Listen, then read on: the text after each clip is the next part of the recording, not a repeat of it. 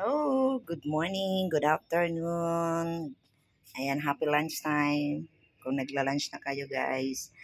Ang aking pinamalingki today ay tuna. Yan. Gagawin ko siya guys na tuna steak. O, yan. Paano nga ba ginagawa ang tuna steak? Basta mag-invento lang ako.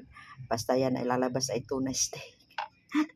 Ito ay piprito po yan guys. Siyempre lilinisin muna natin ito. Yan, ipiprito po itong isdang to. Yan. Pero katamtaman lang yung pagprito po nito guys. Tsaka igigisa mo itong malaking sibuyas na yan. Yan. So yan yung pinamalengke. Yan, okra.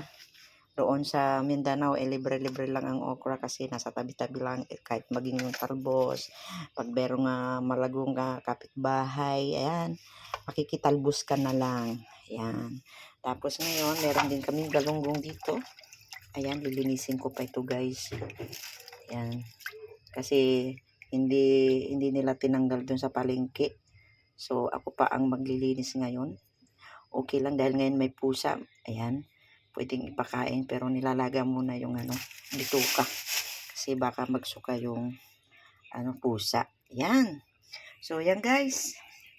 Ang ating pinamalingki today. Yan. Shout out po sa inyong lahat.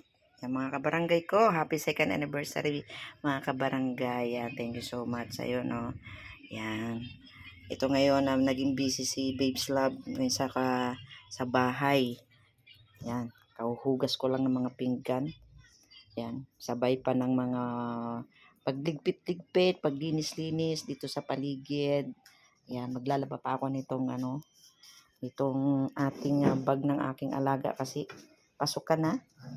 O, ito yung lagayan ko ng labahin. Yan, medyo okay na. Pero meron pa doon sa washing machine. Ayun o. Nakaabang na naman doon. Yun. So, ayan guys, tayo po ay magluluto na ng ating lunch. Ayan, malas 11 na dito ngayon. So, thank you and salamat muli sa inyong lahat. Bye-bye!